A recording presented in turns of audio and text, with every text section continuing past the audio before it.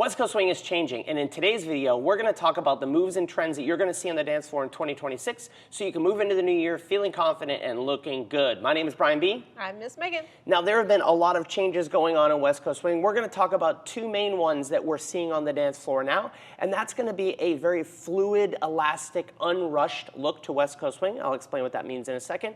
And number two is, as the levels of the followers come up, there is a much more of a conversation going on, and we're going to talk about how the leaders can allow that conversation to happen and what the followers can do. And it was fun putting together this video because as I look back at my 2025 video, we talked about one of the trends being that the followers were now leading and leaders were following. And as that level of our own dancing and our own bodies has raised, it opens up a lot of this stuff. Let's talk about number one, this fluid, elastic, unrushed feeling of West Coast swing.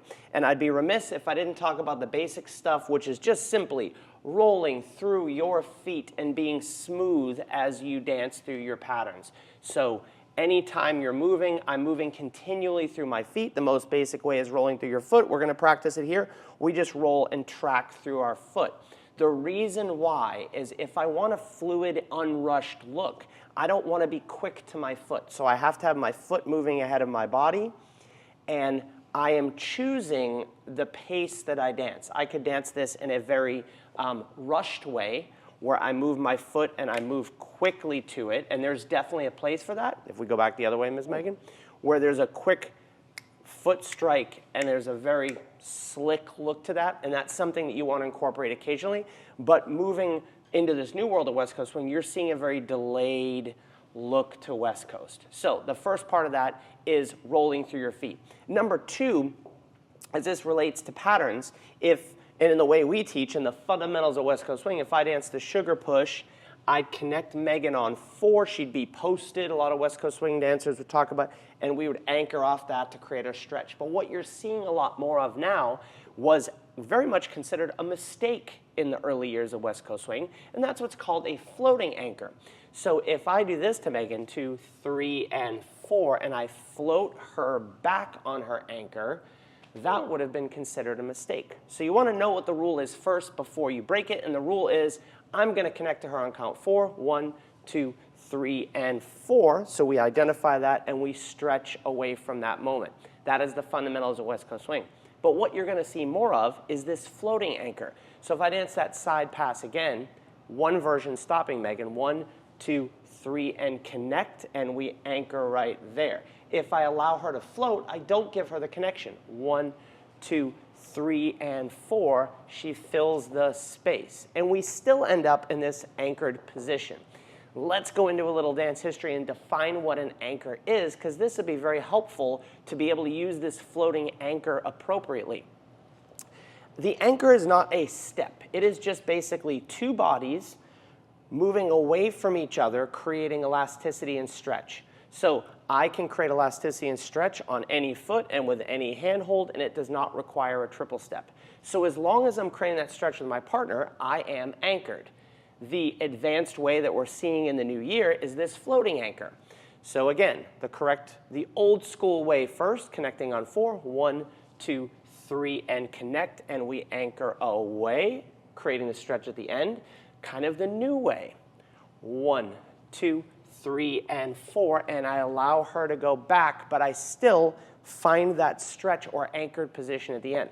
This is not for you to carte blanche only float your anchors. I just want to let you be aware that you're seeing a lot of this. If I do a side pass, I can very much connect to Megan and keep it solid, but I can also let this float and move down the dance floor and still have a fundamentally correct West Coast swing. So that's number one. You're seeing a more fluid look. You're seeing floating anchors. You're seeing plenty of rolling through the feet, which is causing us to create continuous movement. So by continuous movement, instead of stopping Megan's movement, click, and having a very subtleness to this, I have continuous movement, and I'm allowing her to fill that out. And there are no corners or hard stops. Now that being said, sometimes it's appropriate to hit a hard stop for some contrast, right? But back in the day, it used to be that the floating stuff was the extra and the hard stuff in hitting the brakes was kind of what all the cool kids were doing. Now it's almost reversed. The hard stops are less common, and the more common thing is this continuous movement. How does this apply in something like this? If we go 1, 2, 3, 4, 5, 6, 7, and 8, 9, and 10, or one of the old school patterns, we did this. Let me do it this side, Ms. Megan. We did these in triples. 1, 2, triple step, triple step, triple step, triple step. You're seeing that pattern now done with sweeps and continuous movement. You might see it look like this: 1, 2, 3, and 4, 5, and 6, 7, and 8, 9, and 10. So you're going to see a lot more sweeps. We're going to get into this at the end when we talk about how the followers have something to say about that and how I can allow for that.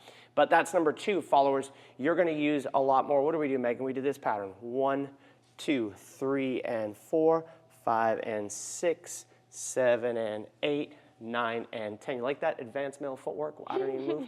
So you're going to see continuous movement through a lot of sweeps. On a higher level, you're going to see a lot of rides. Things like this: 1, 2, 3, and 4. You're going to see these continuous movements. We just did a video with a cool ride that I'm going to link up in this corner here. So those are advanced expressions of that continuous movement, which leads us into, which has always been present in West Coast Swing, elastic connection and connection to your own body. What do I mean by that? Well, if we want to have this not have a hard corner to it, right, I need to, in my own body, and Megan does hers, the ability to connect to each other and our own bodies. Here's what I mean by that. Here's the drill. Practice holding this hand, being connected. Leaders, I want you to move yourself in and away from that hand, and then followers are going to move in and away from that hand. Couple of good rules. Number 1, in a fundamental thing, I can think about leaving my elbow there. On a more high level, I can think about leaving my wrist there and move around that. So that gives me an ability to move my body, and Miss Megan can move her body, right? So the connection stays the same. That allows us, if we do something like, ooh, I don't know what we're doing, conversation, the ability to move your own body from your own connection. If you're dancing basics, it's just as simple as this: 1, 2, 3, and 4. Can I leave that there and back myself away? Could I leave this here and dance myself into it and then dance Megan out of it? So playing with those connection points is going to be another part to making your connection, to making the dance elastic. Now, if you put this fluidness and this continuous movement, you end up with a very unrushed version of West Coast Swing, where everything, 3 and 4, a very unrushed, no corners, slick version of West Coast Swing. But the next section, we're going to talk about how the followers are going to have some say in what goes on in the dance.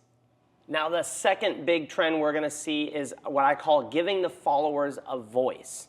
Now, this is what we're taught in the beginning of West Coast Swing: lead, follow. I lead the sugar tuck, she follows the sugar tuck. I lead the whip, she follows the whip.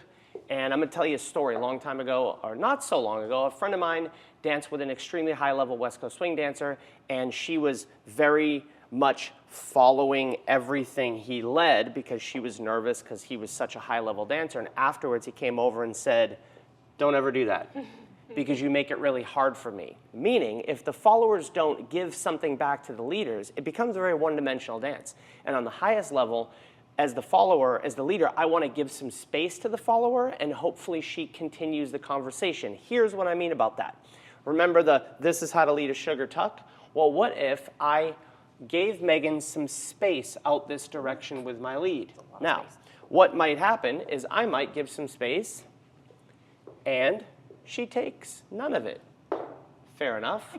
All right, that's what you wanted. I told you. I was like, I'm going to lead, and whatever you do, I'll just explain, because this is what happens in the real world. So maybe the next time I get behind this and I see if I can give her some space, and then she takes it. Okay, so in real world, when I start dancing with that, I feel that space, and then I can do something off of it, right? So how did I end up deciding to cross? Well, because I started to feel, I gave the follower some space, she took it, it created a different feel in the connection, And then in this case, she led herself into another move. But practically speaking, leaders, here's a couple different ways you can give the followers some space, and then followers what you can do. I can create a little space out to my side, and then Megan can take it and come back to the slot. Or in that case, if you combine this from level 1, she starts to use some sweeps or whatever, and it starts to lead into some other things. Same thing would happen with a passing tuck. I could lead a very vanilla passing tuck, tuck my hand down the slot, anchor step, one-dimensional. I could back out and give Megan some space this way.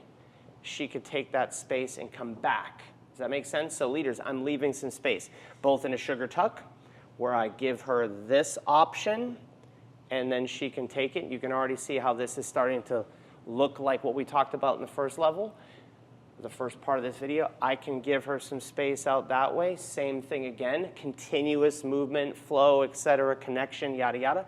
The other one is if I use a whip, I can dance. I'm going to use a hustle whip. I can dance this very vanilla, and look, I did a hustle whip. We teach plenty of classes of that. It's wonderful if people can lead and follow that. But if I give Megan some space with those leads, all of a sudden, ooh, look at that. I'm leading stuff that I didn't know I wanted to lead because I gave her some space and the follower took it. So now you, Megan, have to speak about what you do about taking space. I'll start the discussion off. Sugar push, what's your job? You're supposed to come to this connection, and then you're supposed to go to that connection. And if we segue to this back to level 1 of this video, if I don't stop you, we have a floating anchor. And I do eventually stop Megan. So if we take that into this whip scenario, if I go 1, 2, 3, and she's going to fill out that space. She can fill it out rotationally. She can fill it out linearly. She can fill it out, I guess that'll be it, rotationally and linearly. Those would be the 2 ways.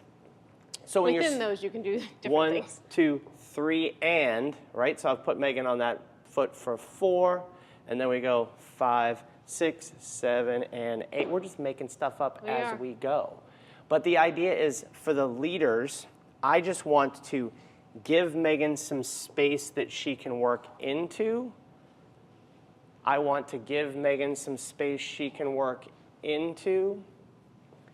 I want to give Megan some space she can work into, and I'm just working off of that.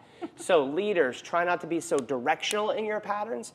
Allow them to flow. Now, this is a higher level, right? If you're still learning West Coast Swing, heck, go back and master the basics. Because I explained there's 4 levels of West Coast Swing. What are the 4 levels, Megan? Do you know my 4 levels? Beginner, intermediate, advanced, and knowing your beginner stuff. So the 4th There's normally level, another word in there. Yep, knowing your beginner, beep, better. Because like we said before, if I know the rules, if I know that I have to stop Megan on count 4, then I can break the rule, knowing the important rule of I have to be anchored at the end of the pattern, stretched and connected. So hopefully that was useful. Here's the question for you. Watch our 2025 video and let us know if we got any of that stuff right. Did you see any of that stuff on the dance floor?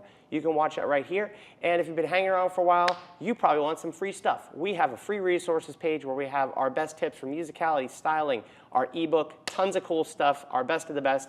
You can click here, find something you like totally free. See you on the dance floor in 2026.